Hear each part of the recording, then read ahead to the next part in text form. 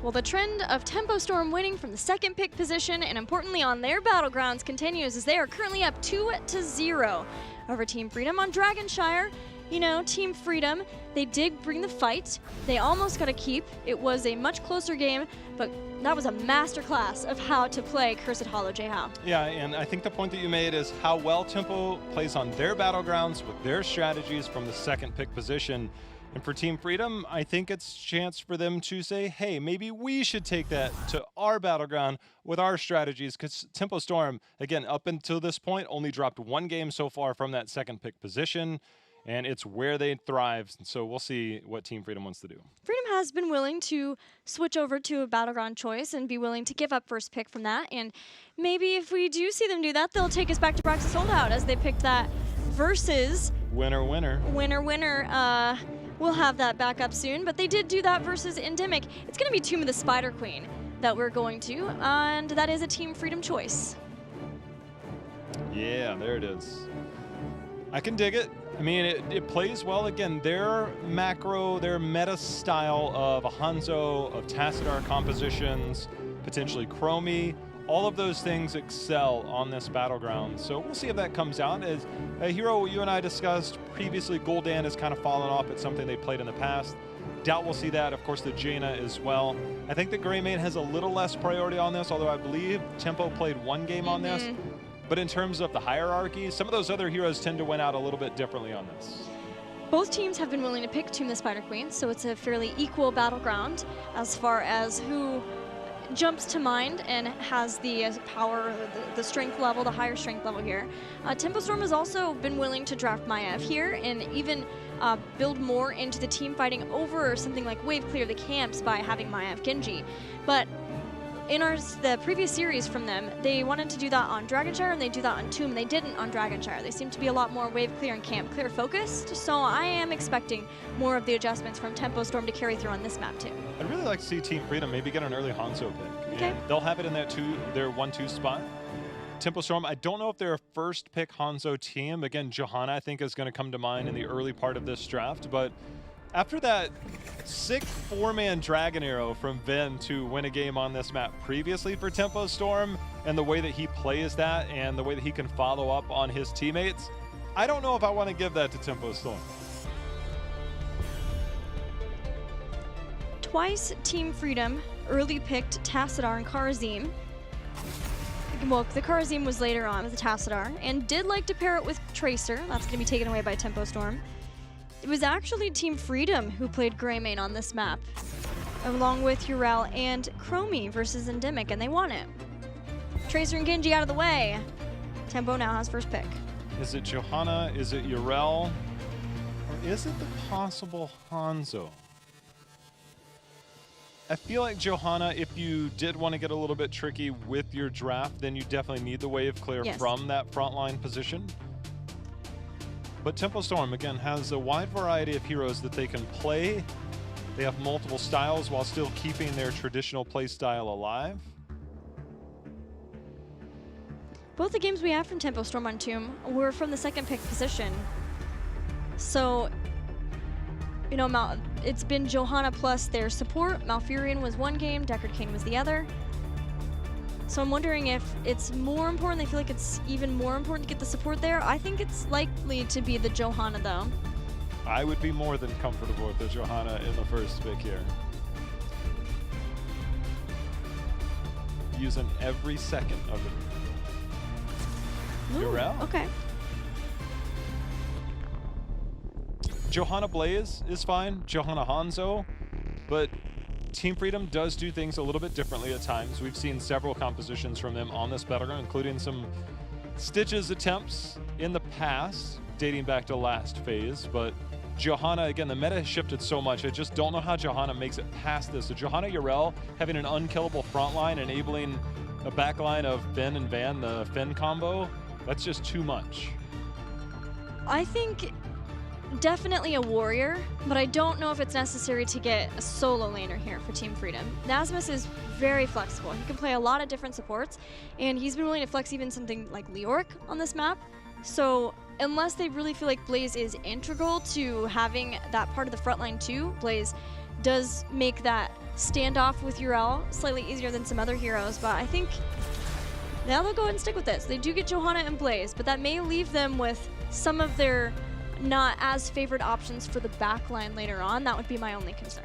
Yeah, especially because you can expect Tempo Storm to pick up one of their own here, whether it's a Hanzo, whether it's a Jaina, maybe even the Greymane. I don't know if Greymane would fall in this early, but I anticipate Tempo Storm to pick up one of their damage dealers here and then potentially ban out one of those options that you're referencing for Team Freedom. We've seen the Jaina banned out in game number 1. I mean, it very easily could show up here in game number 3. Especially with that Johanna pick already for Team Freedom. Diablo, Malfurion, Wow. They don't move into range damage.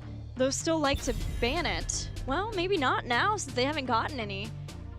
Yeah, now, I mean, it's a little bit More of a trickier. I support mean, ban. if you ban out one and then they pick up the other, then could get tricky. Deckard, obviously, we know does play very well, but Team Freedom, of course, with that Karazim. Diablo on the other side. You know, Yoda used to play a fair amount of Tychus. We haven't really seen a lot of Tychus recently, but Tychus is one of the better counters towards Diablo. Does very well on Tomb of the Spider Queen, especially post level 10. With that Odin, can siege up. Anti-siege is definitely there. I would not be opposed to a Tychus here. I've seen a little bit of Tychus here and there the past week or so, and this is the moment where I think Tychus is the answer. Maybe, sort of. We'll see if Freedom agrees with you. It's been a bit, so I don't expect it, but I would really like it.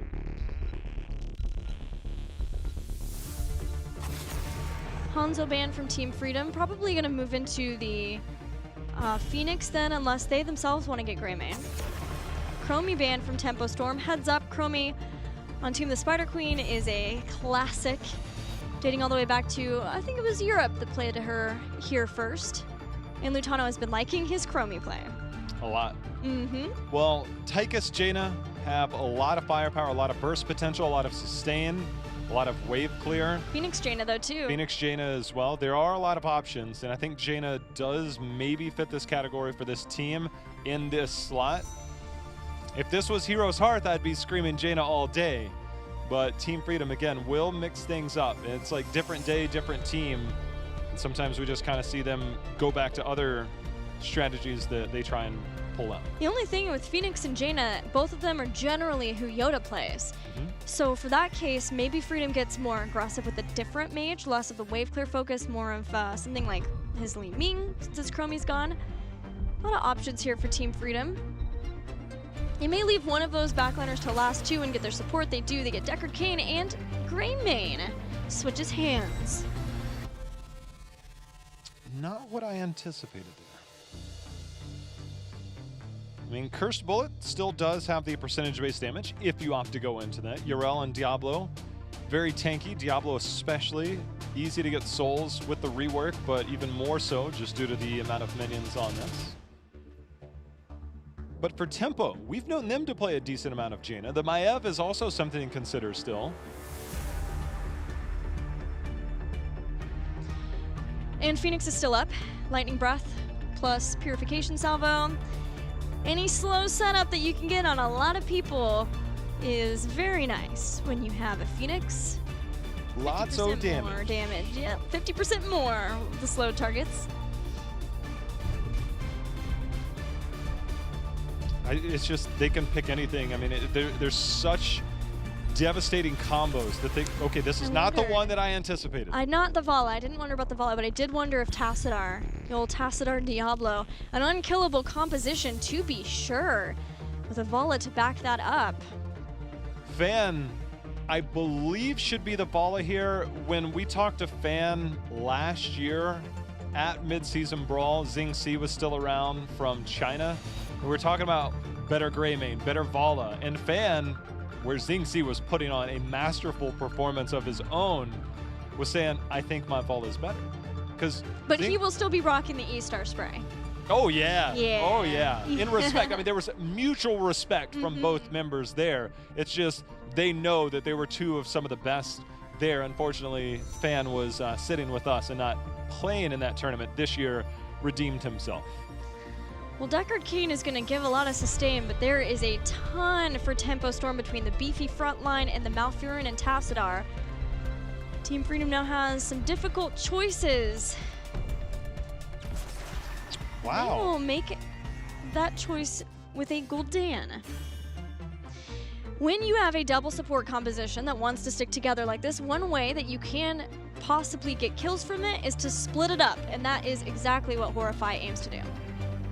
In Greymane, oftentimes the problem is that you get the split up, but you don't have somebody that can kill the split target. Right. Greymane fits that role pretty He's got well. that gap closer. And if it is Diablo that does get split and Curstable is the pickup, then you can rip through that health pool.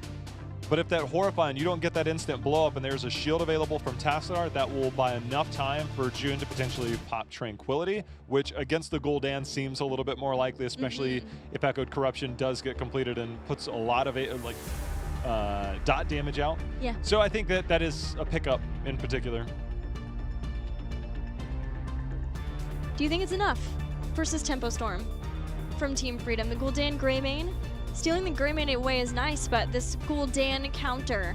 Bala is super squishy. Yeah. Bala is super squishy, and if you can try and find your way onto that Bala, yeah, and Greymane is the one that can do that. Everybody else, maybe not so much. Johanna can get the blinds. Johanna can maybe get the setup, but I think it's going to ultimately come down to Nasmus, the flanks of Blaze, things to get in those channels, in those pockets onto the backside to initiate, to find that lockdown. I think that's where it's really going to have to play into. Well, ready to get into the game. This is game 3. This is everything for Team Freedom if they want to stay in this series. But for Tempo Storm, they're looking for a win so they can head into their match versus Heroes Hearth Esports undefeated. Well, everything pretty standard here. Deckard is going to go into that Sapphire gem at level 1 to make sure and get those slows. Still waiting on a few others. And Diablo, we've seen a little bit of Feast on Fear, but we've also seen a lot of Devil's Due. I wondered about Scroll of Identify for the armor reduction that June almost always picks, but then again, how that would work out with a possible Call as Light to add more would have been interesting, would have been fun to get to see, but either way, instead more of the slow to make it easier to land your Scroll of Sealing, and there is a lot of chain crowd control from Team Freedom in the front line there to go along with this Deckard Cain. What a knockback! Yeah. That's one way to open up and have a major impact. Zugrug gets charged of his own. Yoda on the Greymane, which is not necessarily what I expected, but I just want to see how aggressive Fan is on this ball. I mean, he is looks pretty aggressive, Jay Fan. Howe. I mean, if I've got a Tassadar, I might be a little bit more aggressive than normal, but he is tracing down every single front. He does not care. Who's going to lock him down right now? Look at... I, too, play on the enemy side of the map. Great charge. Makes Johanna use her Iron Skin. Later on, I don't know what build we're going to see Diablo move into if he wants to have more damage. Nasmus whiffed on that jet propulsion, then ended up getting knocked right back into those tower shots. That's going to be enough. Fan shows up. Yoda is running for his life. If we see the Devastating Charge build, maybe there's so many different charge places, much like Infernal Shrines, around the turn-in points. And that would add a lot to the damage of Tempo Storm to have that from the Diablo, but I could just as easily see the Fire Stomp build with the damage reduction later on makes Greymane and Gul'dan Greymane, if he's trying to dive in, be able to do a lot less. There's that Spell Shield picked up there by Cattle at level 1. Not the Devil's Due nor the Feast on Fear, but Soul Shield a little bit different against the mage style here. And Echoed Corruption, which you smartly called out. Haven't seen a ton of it, but in this case, Lutano will be looking to get that Ruinous Affliction damage later on, and then have the finisher be that Greymane. Fan is living on Team Freedom side of the map. He's living vicariously. He's living out his inner Zing C. That is for dang sure. That play style is just, it's something. As we've seen a lot of Urels against Deckard Cain going into that little bit of soft cleanse action, giving that helping hand over to those allies in case they do get rooted. Does have that cleanse available for allies. As Fan is going to hang out here, waiting for Zugrug to come forward so he can continue to harass them. He's channeling his inner Honey Badger, because he does not care. I can't stop watching. I know, I can't either. It's so amazing. We should probably do our job, though. Bruisers here for Team Freedom. There's 9 other people on this battleground. They all make sure that everything functions accordingly, and Fan doesn't do it alone. But J-How only has eyes for Fan in this game. I mean, a lot of people have said that about me. I think Fan is just an absolutely tremendous player. Had a little bit of a slow start at midseason brawl, but I think ended up by the end of that tournament, put on an excellent performance. Still one of the best in the world, and I will argue that all day long. Level 5 has approached us. Tempo Storm has been turning in those gems diligently and now has enough to get the first Web Weaver phase. Not only Hand of Freedom, but also the Kala's Light giving some extra armor. Should Team Freedom look to burst through some damage, Glaurung jumps in and Nasmus dives out. Tempo Storm, I do believe it was Tempo Storm that we saw have a ton of control over the lanes, and then when they got the first turn-in phase, they wreaked havoc over their opponents last time we saw them on Tomb the Spider Queen. You know, one thing that's actually going really well here for Lutano is he's actually already at 17 stacks, which you need 40 of those, and he's done a pretty decent job giving his lack of targets in a lot of sense, but the heavy rotations here have definitely allowed for a few more stacks than normal. Considering he's been a lot in that solo lane, being that clear in those top areas has done pretty well. I even looked at the health bar just real quick of Tassadar, who ate, I think, a full corruption stack before he got a heal and a shield of his own. That'll come in handy, and even if Team Freedom do lose this first turn-in, then being able to have that scaling damage later on will be something that they can rely on to start getting back in the game. Another knockback. The Scroll of Sealing to zone, and Zugrug makes it out alive. Same with Nasmus. But every lane, J-How feels like Team Freedom just trying to hang on, running away from Tempo Storm, clearing out whatever lane they possibly can get an edge in. But it felt inevitable that Tempo Storm would get this first turn in. Not only did they get the first turn in, Gilly, but Team Freedom has failed to turn in a single gem yet. And this is something, again, that Tempo Storm will do. They will get turn in after turn in after turn. It doesn't matter if you've got 5 or 10. You turn in and you make that rotation. You're not losing anything. And so it's better to relinquish that, minimize the risk. And for Team Freedom, you lose 1 hero, you lose 2 heroes, and all of a sudden, that 1 to 2 turn-ins that you've already accumulated, all of a sudden it looks like 1 turn-in, and you're desperately trying to get back into a game against a team like Tempo Storm. That is super difficult to do. Well, Tempo Storm is spread out across all lines to keep the soak going, keep the damage going, and try to get to heroic abilities faster than Team Freedom. We see the Death Dealer build for Fan, which allows him to be as aggressive as he would like to be, which in this game has been pretty aggressive. Root's already there as Caterpillar dives in, gets the kill, and takes out Gul'dan, which clears up enough space to allow the Web Weaver and the rest of Tempo Storm to finish off this fort in the mid. He had the Tempo spray, not the E-Star spray. No! He had 1 job. Either way, 10 picked up here. Tempo Storm dominating all areas of the battleground as they take down mid-fort. They've had the turn-ins, they've had the 2 kills. They're also sitting on another turn-in in just a moment when they pick up 1 more gem. It's just a matter of, do they go straight for the double turn-in since they have the 10-tier advantage? Do they try and add a camp on top of this so that they can get an even stronger push to snowball this? But Team Freedom recognizes that there is another wave potentially coming at them. I expect them to sit on that, not cap it right away and wait for the next turn in. Yeah, there's trouble brewing for Team Freedom, and they need all the help they can get defending. Getting the bruisers, which they are just about to get, but Tempo Storm's working on theirs too, and they did hold this. But they've also been able to see that Tempo Storm's getting a double camp. They held it for a while. Now Team Freedom comes in looking for the invade. They don't have heroic abilities though, which makes that fairly perilous, especially because you lose people here when there are Web Weavers and camps heading towards you, and that could have been a snowball in the direction that is not good for you.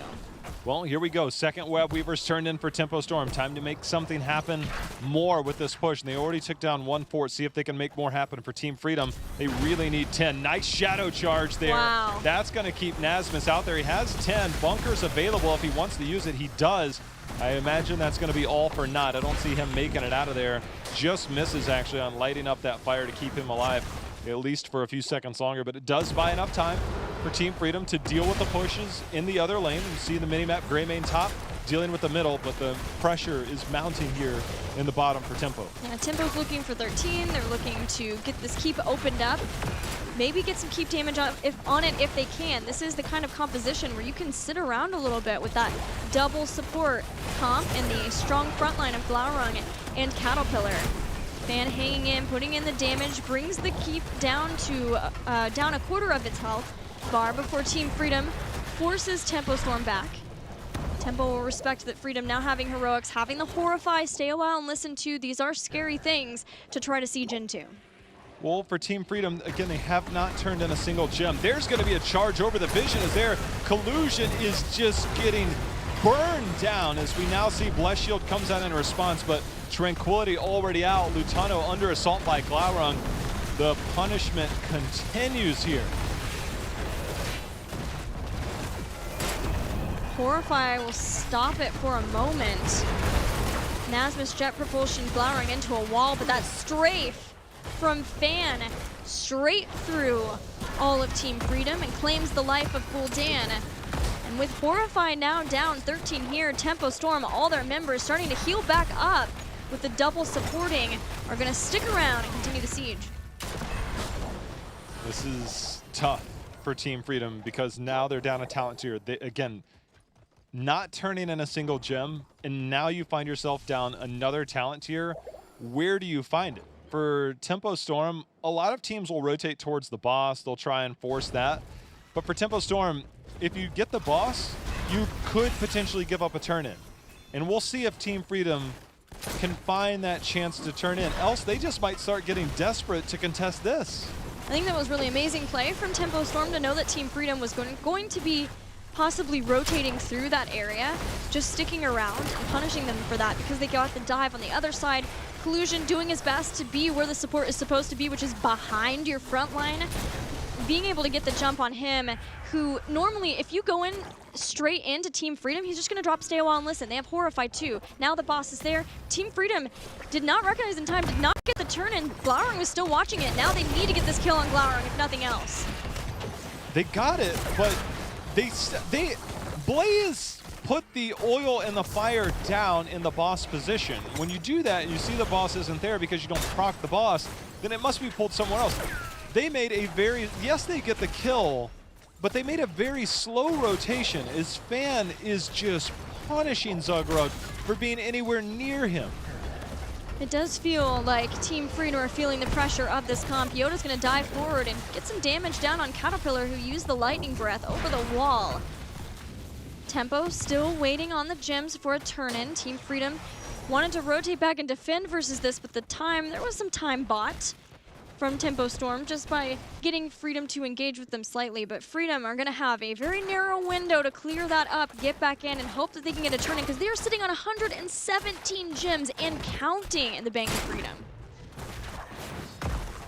Well, they're on even talent tiers for now. It's a chance for them to get a turn in. If you get a turn in, it's about getting real estate. It's about getting some map control so that you can then move forward and get a double turn in. Try and find your way back. But because Tempo Storm is so close to 16, that if you're Team Freedom, you have to make a lot happen in a very small window, as you had just said.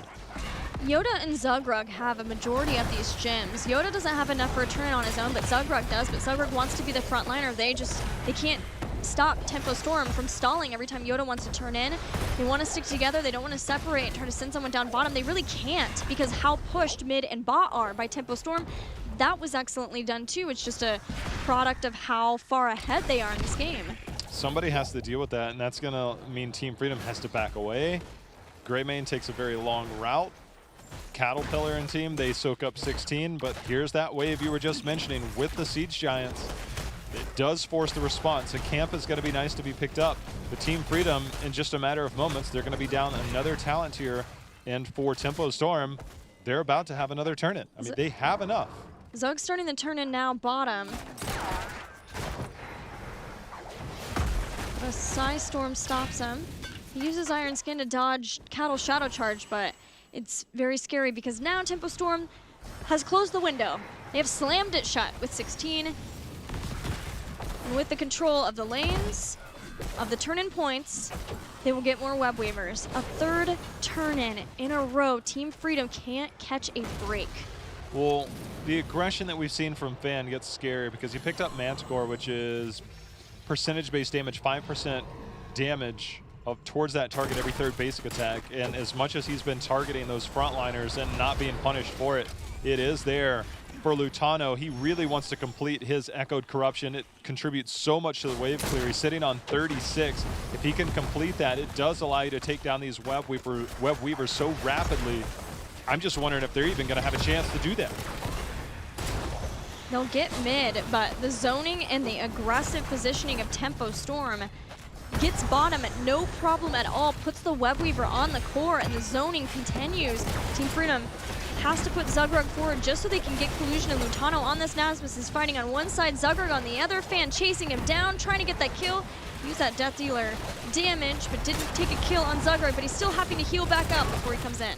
I think this should be enough to hold for Team Freedom unless they try and force this, and I don't think that they should. I think they're in a decent position to find a comeback. They're not far from 16. If they lose a fight here, they lose the game. Anything outside of that, I think they can hold. But top is starting to be a problem, and once someone moves up there, Yoda cannot go down here. He cannot go down here. Well, he does fall, and that's the first. Horrify is used. Diablo's going to fall in return. He does have souls. Lutano's walking away for now, but Ben and Glauron keeping him locked in. Stay a while and listen has locked in 2 members. There's going to be the stun onto Tassadar. Tempo has bought enough time for that top keep to fall. The shields have fallen. Fan working on the core. 70% going down. Nasmus is going to fall there as Fan confirms the kill. Tempo Storm looking in this right now. Yeah, this comp, we talked about it. They can stay here for quite a while and just try to keep the siege going with that double support despite the corruption damage from Lutano. Taking out Yoda has stifled a lot of what Team Freedom can do to stop this push. Tempo Storm slow rolls on in through a keep, through another keep, through the core eventually, and 3-0 Team Freedom. Not a single gem turned in. 148 gems. And that is more of a testament to Tempo Storm than it is to Team Freedom. But Team Freedom with that wave clear of a Gul'dan, and you see the heavy rotations of Tempo Storm just start to gradually turn in. It was almost an insurmountable lead that Team Freedom just couldn't seem to overcome at any point of that game. One thing I want to highlight about Tempo Storm is I feel like they get so much out of objectives that they claim.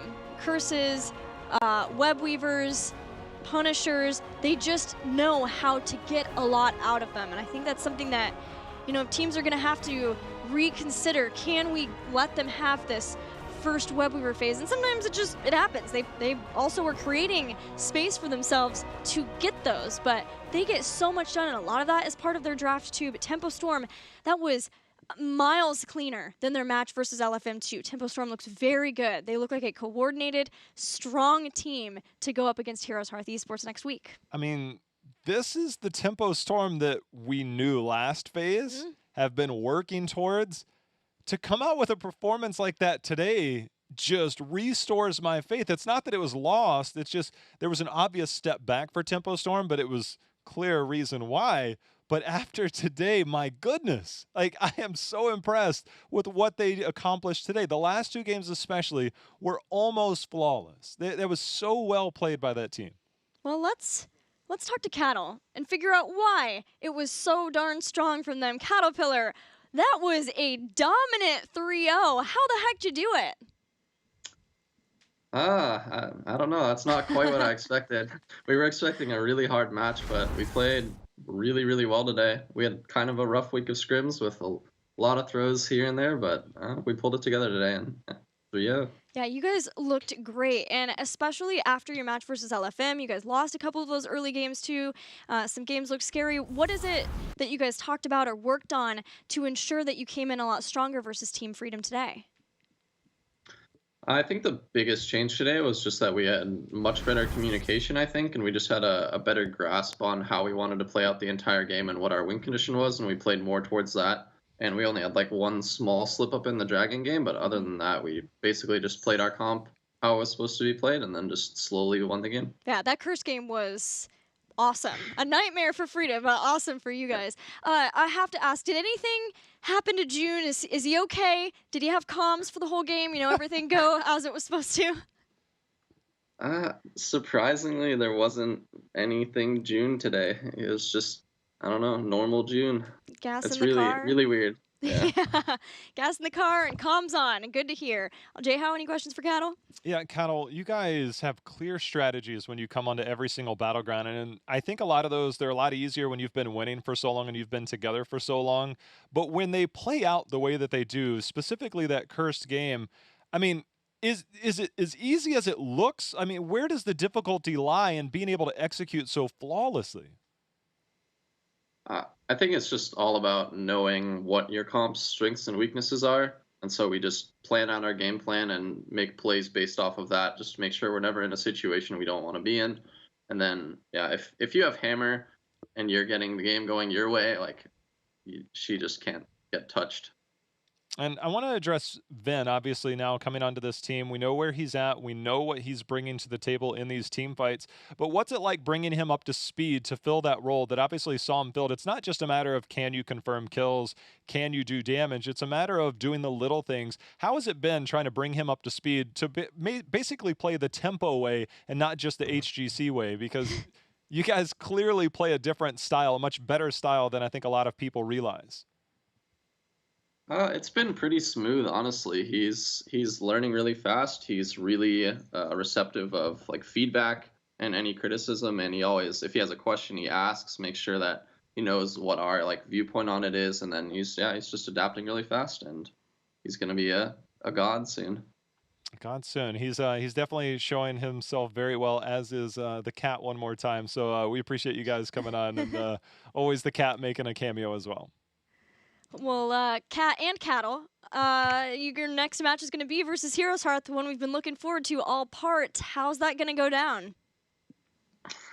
I mean, after today, I'm feeling confident. We're only going to get stronger at this point. We still have a long ways to go to be where we want to be for internationals. So yeah, looking at it that way, I think we'll be at a good spot by the time we play them. Well, I'm looking forward to it. Good luck to you. Congrats again on this awesome 3-0, and shoutouts time is now. Yeah, as always, shoutouts to Tempo Storm. Thanks for the support. Shoutouts to all of our sponsors, Red Bull Twitch, NVIDIA, Overwolf. And shoutouts to all the fans. Thanks for the support. Shoutouts to our coach Swoy. He's doing a great job, really helping us out. Shout out to Kala still. Please don't bite me. Kala's biting you? Is this like a way of getting you to work harder in scrims, or? He has his, it's Dark Kala, we call him. Sometimes he's mean. But ow. Yeah, and shout outs to my team. Shout outs to Vin. Great job today, and yeah, great job to everyone. All right, well, thank you very much. We'll let you go handle that. Go celebrate with your team. There was clearly obvious biting, like nibbling. I don't know. Not unlike Brightwing's going to be doing. Hey! Don't let us know what's in that box. We're going to look at a closer look at North American